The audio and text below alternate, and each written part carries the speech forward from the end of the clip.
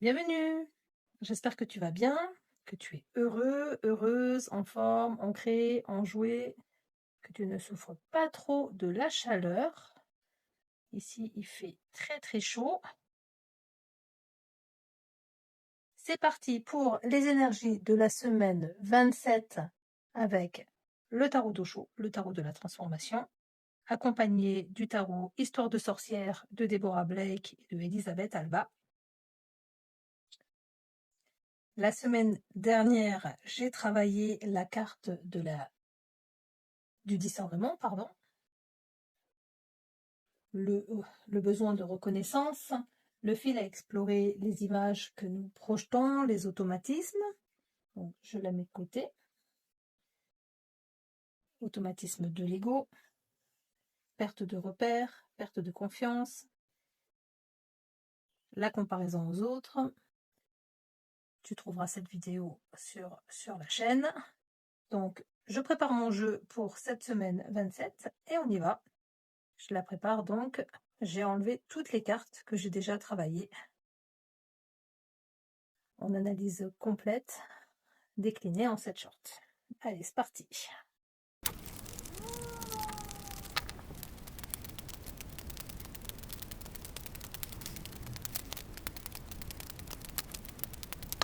Allez, mon jeu est prêt. Donc, quelle est la carte d'Osho qui va nous accompagner en cette semaine 27 ?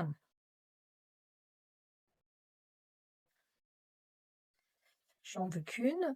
Si tu ne me connais pas, je me présente, Laetitia, psychopraticienne en relation d'aide et tarothérapeute avant tout. J'aime aider au travers des lames parce que souvent, les images débloquent, nous envoient des informations, nous montrent ce que on peut avoir du mal à exprimer, ce qu'on peut ressentir. La voici. Et voici le jeu. Voici la lame du jeu. Elle est pas mal, hein ? Alors j'espère qu'on voit bien, qu'il n'y a pas trop de lumière. Je te lis la parabole de la carte et on y va. Le jeu. Le défi posé par Krishna à Arjuna. Votre mental est continuellement en train de jouer et tout cela n'est qu'un rêve dans un théâtre vide. Tandis que vous méditez, portez votre regard sur ce mental qui ne fait que s'amuser, pareil aux enfants, débordant d'énergie, qui s'amusent et courent partout. C'est tout. Les pensées surgissent et gambadent, ce n'est qu'un jeu. Ne les prenez pas au sérieux. Même quand une mauvaise pensée se présente, ne culpabilisez pas. Ou, si c'est au contraire une pensée très noble, une très belle pensée, vous voulez servir l'humanité, transformer le monde entier et amener le paradis sur terre. N'en nourrissez pas votre ego. Ne pensez pas que vous êtes devenu formidable. Ce n'est qu'une des facettes du jeu du mental. Parfois il s'élève, parfois il tombe. Il déborde simplement d'énergie et prend toutes sortes de formes et d'apparences. Ça me fait penser au livre, pour moi c'est le livre rouge, Les mystères dévoilés par Saint-Germain, car une image m'avait frappée, m'avait marquée, c'est un moment Saint-Germain qui nous dit que quelqu'un qui n'est pas capable de maîtriser son ego lui faisait penser à un chien fou, incapable d'éduquer son mental, comme un jeune chiot fou. Je ne sais plus si c'est chien ou chiot, mais cette image m'avait marquée. Alors, allons voir ensemble comment sortir du jeu de son mental. Je prépare mon jeu et on y va.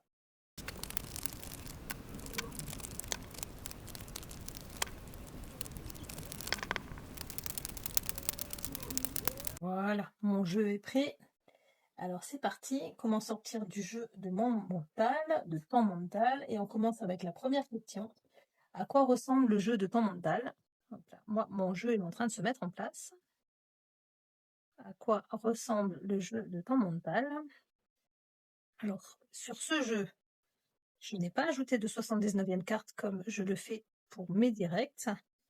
Le but, c'est pas de faire des questions où on me dit que j'ai pas le droit de répondre. Je considère ici que dans ce travail, si une question ne mérite pas de réponse, c'est que la question est mal formulée. Donc il y a bien 78 cartes. À quoi ressemble le jeu de ton mental ? Ça y est, elle est tombée.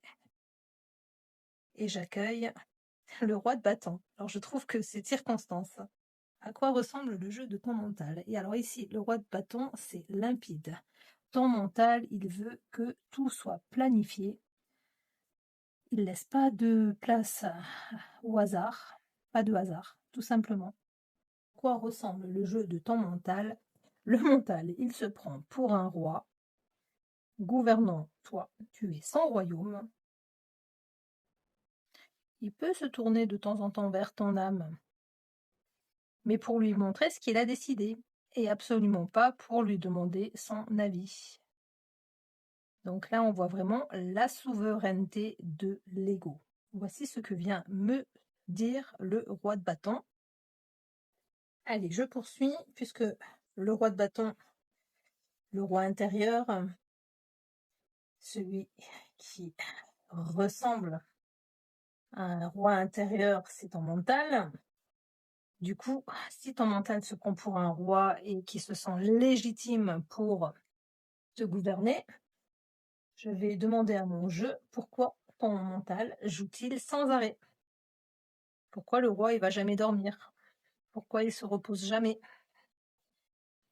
Pourquoi ton mental joue-t-il sans arrêt? Alors excuse-moi, je rigole parce que la réponse de l'as de bâton, l'as de pentacle ici, elle est pareille, elle est hop là. Eh ben écoute, le roi il gouverne tout le temps parce que il sait faire que ça et il aime faire que ça. Et son taf en fait, c'est de travailler. Pourquoi ton mental joue-t-il sans arrêt? Parce que ça l'occupe, parce qu'il veut être indispensable, parce qu'il se sent bien, parce qu'il aime ça. Et comme il n'a pas eu une bonne éducation, on lui a jamais vraiment expliqué à quoi il servait. Et que même pire que ça, on lui a lâché les commandes de la voiture en lui disant allez, vas-y, go, c'est toi qui conduis. Parce qu'on ne vit pas dans une société où on nous apprend à prendre du recul, à méditer, à observer, à être dans le partage et dans la recherche de son soi intérieur. Au contraire, on a des stéréotypes de vie aujourd'hui. C'est on travaille pour se nourrir, on travaille pour être utile à la société, mais on ne nous enseigne pas à travailler pour être utile à son bien-être. De plus en plus quand même. Ce que j'évoque là, c'était surtout vrai avant. Maintenant, aujourd'hui, des choses commencent à bouger et je pense que tu comprends ce que je veux dire, ce que je cherche maladroitement ici à formuler. C'est que les gens commencent à s'éveiller et à prendre conscience qu'ils sont dirigés par l'ego, par le mental. Et la réponse ici à la question, pour moi, c'est que le mental travaille tout le temps. Et après, c'est un peu logique que mon mental, il travaille tout le temps. On lui a confié le volant, mais on ne lui a jamais appris à le rendre. Le mental, il est fait pour analyser, prévoir, résoudre. Mais lorsqu'il devient celui qui décide de toute notre existence, il finit par travailler en permanence parce que personne ne lui a appris à s'arrêter. Donc, le mental travaille parce qu'il croit que sa valeur dépend de son activité. Et c'est ce que vient nous dire l'as de pentacle, l'as de denier. C'est même logique. Si on produit plus, on est exceptionnel. Et à l'inverse, si je ne produis pas, est-ce que je sers à quelque chose? Le mental applique cette logique. Alors, il fabrique des pensées, des scénarios, des inquiétudes, des projets, simplement pour continuer à exister au premier plan. Alors maintenant, demandons-lui comment fait-il pour croire que son jeu est la réalité. Il me semble que la carte s'est déjà présentée. Oui, la voici. Voici le 6 d'épée inversé. Alors, comment mon mental me fait-il croire que son jeu est la réalité? Et le 6 d'épée inversé me fait ressentir que mon mental, il ne veut surtout pas faire marche arrière. Les mots-clés du 6 d'épée, c'est ne pas vouloir s'éloigner, ne pas prendre de recul, rester à proximité. Merci à Emmanuel IG pour ces mots-clés qui m'aident quand les cartes sont à l'envers, autant j'ai de l'intuition quand elles sont à l'endroit, autant j'ai besoin de me référer aux mots-clés quand elles sont inversées. Comment mon mental me fait-il croire que son jeu est la réalité? Il ne veut pas que tu t'échappes. Il te retient quelque part, ton mental. Il veut garder le volant. Il est toujours en train de diriger. Il ne veut pas que tu t'éloignes.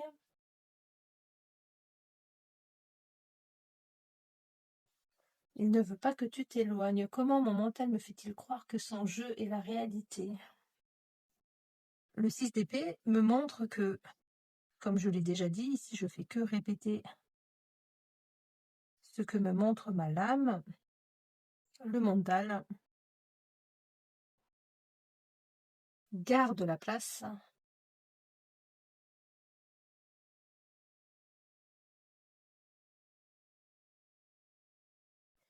Car à l'endroit, cette lame me montre qu'il pourrait prendre un peu de distance et te laisser être maître de toi-même. Mais je suis un peu lourde sur le sens de cette lame parce que ici, il autobloque la situation de manière à ce que rien ne change. Si je reviens sur le texte d'Osho de tout à l'heure, ici le 6 d'épée inversé nous montre que le spectateur ne sort jamais de la salle. Il est fasciné par la pièce et il ne se lève pas. Il est tellement fasciné qu'il en oublie qu'il en est le spectateur. Et le mental nous fait croire que son jeu est réel, parce qu'il nous maintient à l'intérieur de son décor, sans nous laisser prendre de la distance. Et il est malin. Alors, du coup, allons voir quel est le prix que tu payes lorsque tu prends ton mental au sérieux. Quel est le prix que tu payes lorsque tu prends ton mental au sérieux?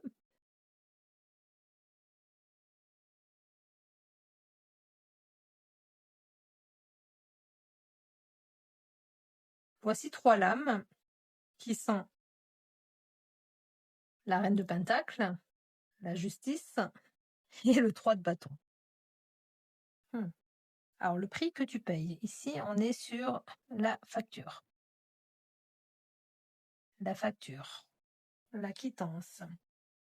Qu'est-ce que ça te coûte? Alors, qu'est-ce que ça te coûte de prendre ton mental au sérieux? La reine de pentacle me montre dans un premier temps que ce que cela te coûte, c'est une vie bien rangée, bien organisée, bien gérée. Alors, ça peut être vu comme un avantage, hein, mais ici, on n'a pas la place pour le fun, le swing, l'enthousiasme, l'imprévu. Les choses sont carrées. Et ici, cette lame, elle me montre que tu ne travailles pas pour vivre, mais que tu vis pour travailler. C'est un des premiers prix à payer avec le fait de laisser ton mental gouverner à ta place. Que me rajoute l'arcane majeur de la justice dans ce tirage? Elle a conclu la semaine 26, mon arcane de la justice, sur la tranche, et elle nous expliquait qu'il fallait cesser de vouloir prouver, contrôler ou paraître. En gros, elle ouvrait le passage vers quelque chose de plus simple, plus paisible, plus authentique. Elle nous invitait à quitter le tribunal intérieur. Mais aujourd'hui, elle te donne une quittance. Elle est là pour te dire que tu dois payer en laissant ton mental prendre les rênes et en étant trop sérieux. Quel est le prix que tu payes lorsque ton mental... Quel est le prix que tu payes lorsque tu prends ton mental au sérieux? On avait déjà cette notion plus ou moins d'équilibre ici avec la reine de pentacle. C'est une lame qui nous parle de cadre. Mais un cadre dans le bien-être, dans l'organisation, dans le lien à la famille, dans le lien au concret, au terrestre. Mais ici, avec l'arcane de la justice, quel est le prix que tu payes lorsque tu prends ton mental au sérieux? Ça alimente le jeu de tes pensées. Parce que du coup, tu es ton propre bourreau. Et oui, tu es tout le temps en train d'observer les pensées qu'il est en train de fabriquer pour t'occuper. Donc, c'est ça le prix à payer. Tu es tout le temps occupé à juger, auto-juger, critiquer, et ça devient épuisant. Le 3 de bâton, lui, quel est le prix que tu payes lorsque tu prends ton mental au sérieux? Donc ici, ce que me montre le 3 de bâton, c'est que le prix à payer, c'est l'immobilisme. Il n'y a pas d'ouverture vers l'extérieur. Le prix à payer, il est là, c'est que le balai, le chapeau sont posés, l'horizon est bien là,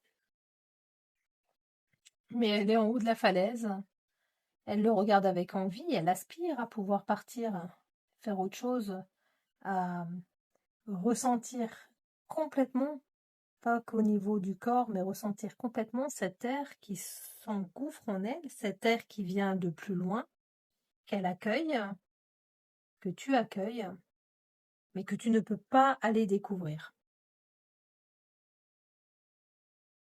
Le 3 de bâton ici nous, lapsus révélateur, t'immobilise parce qu'il te dit qu'il faut que tu réfléchisses, que tu dois encore vérifier, réfléchir, vérifier avant de pouvoir bouger. Et tu reportes, et ça fait reporter ta vie à plus tard. Donc ces trois lames, elles nous disent quel est le prix que tu payes lorsque tu prends ton mental au sérieux, tu organises ta vie. Tu n'organises pas forcément ta vie comme tu as envie, comme tu voudrais. Tu te juges en permanence et tu n'oses plus vivre pleinement. Du coup, qui suis-je? Qui es-tu lorsque tu cesses de suivre chacune de tes pensées? Si on arrive à le museler un tout petit peu, quelques secondes, quelques minutes, qu'est-ce que ça va donner? Qui es-tu lorsque tu cesses de suivre chacune de tes pensées? Alors, qui es-tu? Là, on est dans qui es-tu? Eh oui, qui es-tu? Si on fait taire ton ego, qui es-tu? Hmm. Ça me fait penser au film, alors je me souviendrai pas du nom, c'est un film récent sur Noël. Cet acteur qui est une armoire à glace, qui a joué également dans l'adaptation moderne de Jumanji, dans l'adaptation moderne de Jumanji. Il joue avec l'acteur qui fait Captain America, il me semble. Je l'ai pas vu en entier le film, mais un des deux, je crois que c'est l'acteur de Jumanji qui a la possibilité, quand il parle aux adultes, de les voir tels qu'ils étaient enfants. C'est à ça que me fait penser un peu ce tirage, la possibilité de nous relier vraiment avec qui nous sommes vraiment à l'intérieur. Alors, qui es-tu lorsque tu cesses de suivre chacune de tes pensées? Alors, le 2 de bâton inversé. Alors, ça aurait été plus facile à l'endroit à l'interpréter, hein, oui, mais forcément, les mots-clés du 2 de bâton à l'envers, c'est agir sans avoir réfléchi, trop réfléchir ou trop analyser pour repousser le moment d'agir, source non pertinente, mauvaise ou pas de stratégie. Mais pourquoi? Parce qu'on ne sait plus. On ne sait plus se relier à nous-mêmes une fois qu'on coupe le mental. On ne sait pas couper. Qui suis-je lorsque je cesse de suivre chacune de mes pensées? Qui es-tu lorsque tu cesses de suivre chacune de tes pensées? Ben, tu reviens dans ton centre. Voilà ce que me dit. Tu arrêtes d'arrêter de courir le monde. Mais elle est magnifique au final, cette lame ici. Qui es-tu lorsque tu cesses de suivre chacune de tes pensées? Tu es quelqu'un d'ancré dans la terre, mais la tête dans les étoiles, c'est complètement ça. C'est juste magnifique. Je pense que j'ai pas forcément besoin de développer plus, mais je commence à connaître mon jeu. Si je développe pas plus, il va me rebasculer la carte, me le faire sortir du paquet. Qui es-tu lorsque tu cesses de suivre chacune de tes pensées? Tu es tout. Tu te relis au tout. Tu es la terre, tu es l'univers. Tu fais un avec ta part christique. Tu retournes à ton centre, tu redeviens unité, tu redeviens calme, paisible. Ça me fait penser, moi j'habite au bord de la mer, et je suis allée me baigner, j'ai essayé, tu sais, les masques Décathlon qui nous permettent, masque tuba intégré, ça nous permet d'observer le fond, de respirer très correctement. Et pendant que je regardais passer un banc de poissons et que la mer quand même, c'est la Méditerranée, hein, c'est pas l'océan, mais ça bouge, ça peut bouger pas mal. Donc là, ça bougeait modérément, mais bon. Et j'étais en train de me dire, mais c'est complètement ça, rester dans son centre quand tout s'agite autour de toi. J'ai eu cette pensée en observant les poissons parce que je fixais un point, je regardais donc ces poissons, et en même temps j'avais tout mon corps qui était en train de bouger. Et je me suis dit, c'est cette sensation, c'est vraiment, ça bouge, mais moi je ne bouge pas. Il faut que j'arrive à rester centrée, à rester calme, à rester moi, et ne pas me laisser dominer par mes émotions. C'est un peu toutes les lames qu'on a travaillées jusqu'à maintenant. Et puis, au-delà du travail que je fais avec le tarot de la transformation, le but d'Osho, c'est quand même de nous amener à notre centre. Qui es-tu lorsque tu cesses de suivre chacune de tes pensées? Alors, la lame du 2 de bâton me montre que tu ne deviens pas quelqu'un d'autre lorsque ton mental se calme. Tu retrouves simplement celui que tu étais avant. Mais dans le bruit des pensées, couvrez la voie. Parce que au début, lorsque le mental se tait, alors je sais que ça m'arrivera, je sais pas quand, j'ai confiance, mais lorsque le mental se tait, il y a un vide, et ce vide peut être déstabilisant, je pense. Déstabilisant parce qu'on a tellement l'habitude que l'ego nous parle que écouter la voix du silence, ça doit paraître étrange. Alors elle s'est déjà présentée sur la tranche et pas de la moindre des cartes, l'ermite, qui vient répondre à la question comment apprendre à regarder le mental jouer sans entrer dans son jeu. Et j'aime beaucoup cette lame sur la tranche parce que là, elle me dit, ma carte de l'ermite, que eh ben, il faut prendre des postures différentes, observer, laisser la place. Il ne faut pas arrêter le jeu d'un coup. On ne peut pas de toute façon arrêter le jeu d'un coup. À l'endroit, cette carte me parle de se retirer. Mais à l'envers, on ne se retire pas. Donc, il faut apprendre à communiquer avec son mental. Comment apprendre à regarder le mental jouer sans entrer dans son jeu, en essayant d'arrêter d'interagir au quart de tour, ne pas s'accrocher à ses pensées comme un nuage et être emporté par celui-ci, et avoir de suite là le petit réflexe qui nous dit youp, youp, youp, youp, youp, youp, youp, youp, youp, youp, youp, je suis parti, j'ai suivi le nuage, non, non, non, non, non, je reviens. Et de temps en temps, heureusement qu'il faut écouter son mental, parce que s'il servait à rien, on n'en aurait pas. On a besoin du mental pour être nous. C'est dans les lettres du Christ que j'ai trouvé ça. Alors, j'ai pas forcément trouvé le passage que je souhaitais te lire, mais celui-ci est très beau également. Surtout, prenez conscience que je viens vous aider à débarrasser votre moi des pensées et émotions indésirables issues de l'ego qui contrôle actuellement votre esprit. Je viens aussi expressément vous encourager, vous aider, oui, vous aider, à développer en votre esprit et votre cœur les pensées et émotions fondées sur l'amour qui vous harmoniseront avec la conscience divine. Mon objectif le plus urgent et aimant, c'est de vous extirper des ombres grises de l'existence dans lesquelles vous vivez actuellement.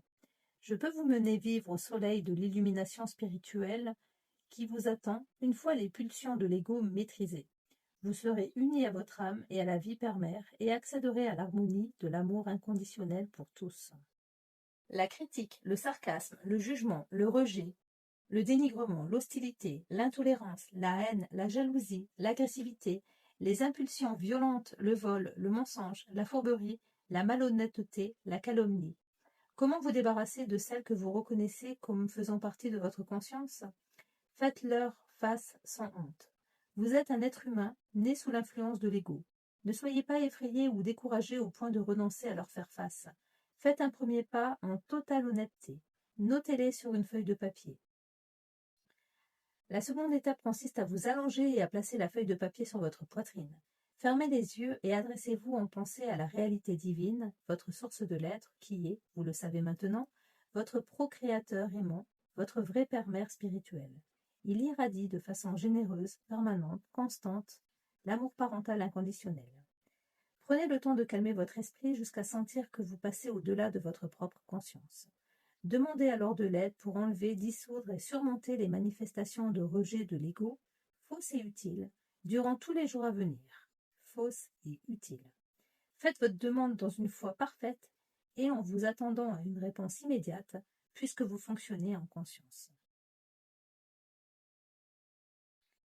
Sur le plan émotionnel, précisez à votre père spirituel ou réalité divine, donc à vous-même, que vous ne voulez plus de ces réponses négatives de l'ego dans votre conscience. Demandez l'inspiration et la force de faire tous les efforts possibles pour les éviter ou les refuser à partir de cet instant.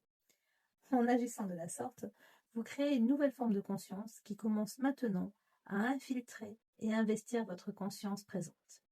Votre intention devient maintenant votre réalité. C'était les lettres du Christ. Le Christ parle aux hommes et aux femmes d'aujourd'hui. Donc la page 427-428. Petit changement de décor ici. J'ai oublié d'appuyer sur REC. La 7e question. Quelle liberté t'attend lorsque le mental n'est plus le maître? Alors heureusement que je m'enregistre.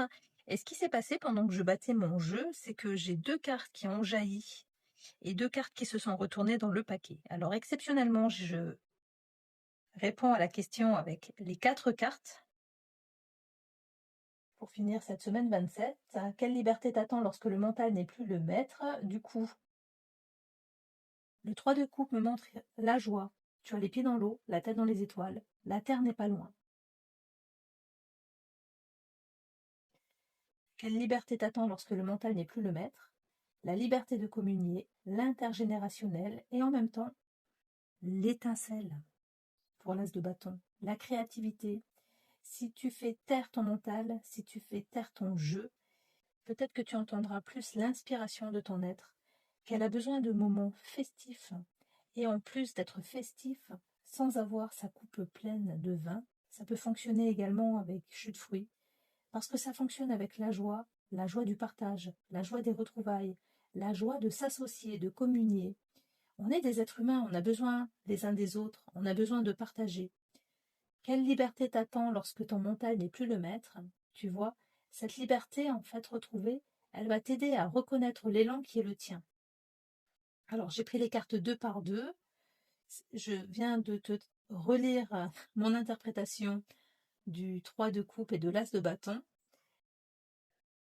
Quelle liberté t'attend lorsque ton mental n'est plus le maître? Le 9 de coupe associé à l'arcane majeur de la justice, encore une fois, qui vient clôturer cette semaine, comme elle a clôturé la semaine 26, mais elle est très très bien entourée cette fois-ci, mon arcane de la justice. Le 9 de coupe sur ce jeu. Alors j'ai toujours ressenti une sorcière en phase avec la nature, avec les éléments, qui prend l'air, qui est bien, heureuse d'être au soleil, très très proche de la nature, avec la joie, l'étincelle. Mais le château en Espagne, comme je le répète souvent sur cette carte, je le vois derrière elle, elle lui tourne volontairement le dos. Elle l'a fait son château, elle a pris le temps peut-être de s'amuser, de revenir, de redevenir cet enfant intérieur, et de faire cette magnifique construction pour poser ses coupes. Puis, ensuite, elle a pris le temps de s'asseoir, remercier, se retrouver, se recentrer, se ressourcer, et d'être juste pour elle-même, et non pas juste dans ses pensées. Ici, elle retrouve sa souveraineté. Elle sait que ce qui est bon, ce qui l'est moins, et elle est juste avec elle-même.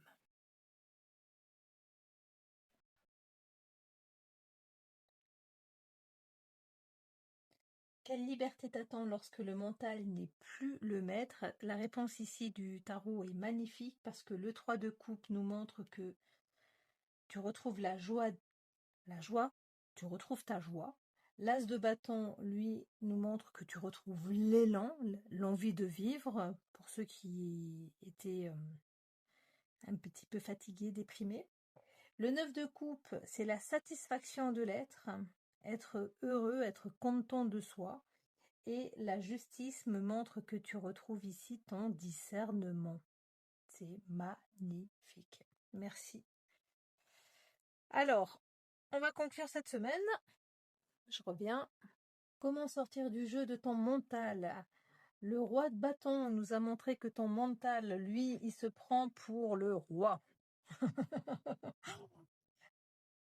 L'as de pentacle nous rappelle qu'il agit sans relâche. Le 6 d'épée inversé nous montre que il nous maintient dans son théâtre. La reine de pentacle, accompagnée de l'arcane de la justice, et le 3 de bâton, que je remets comme ça.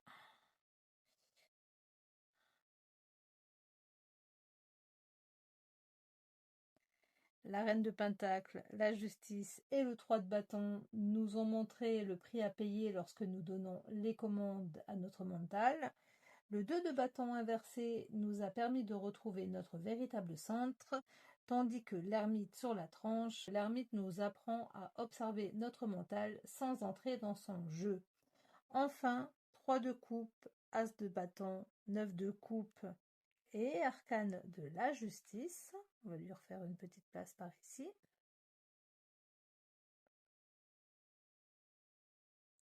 Nous montre la liberté retrouvée.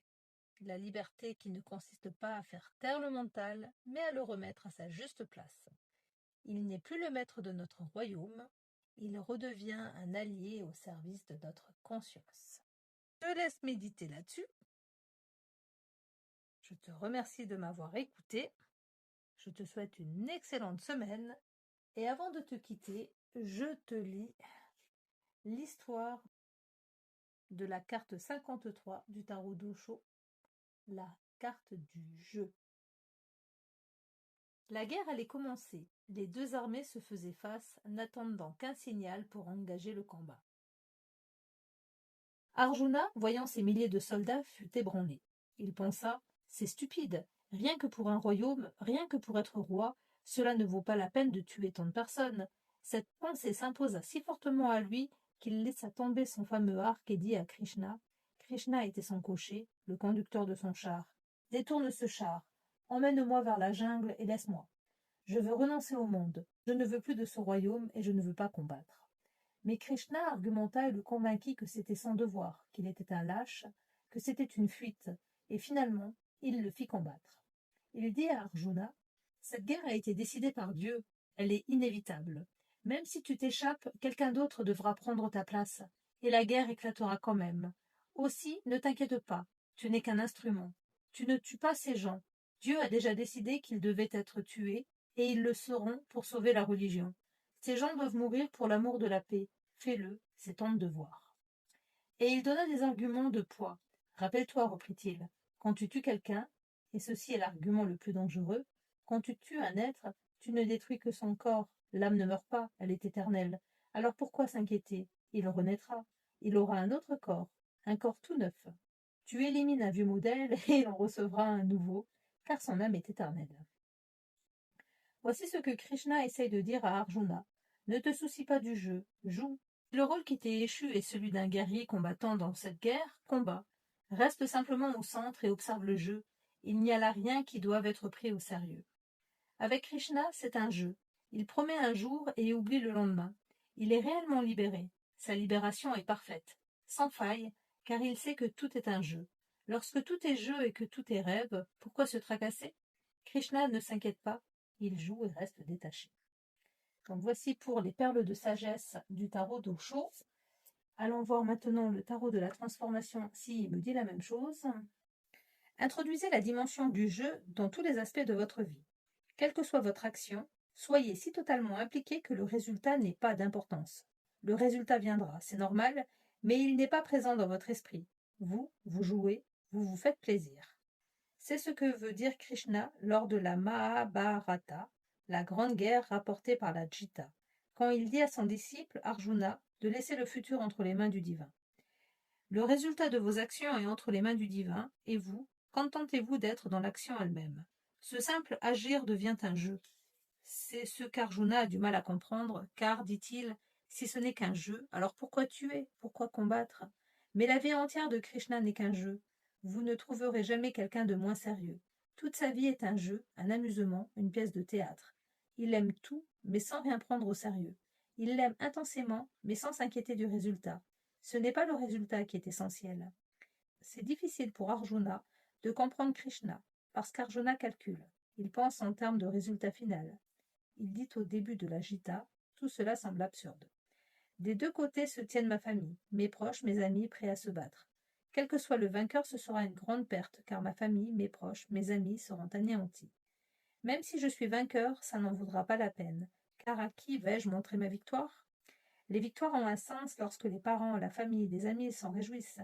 Mais il n'y aura plus personne, la victoire aura lieu parmi des cadavres. Qui l'appréciera? Qui dira, Arjuna, tu as réalisé une action d'éclat? Alors, vainqueur ou vaincu, tout cela est absurde, n'a aucun sens.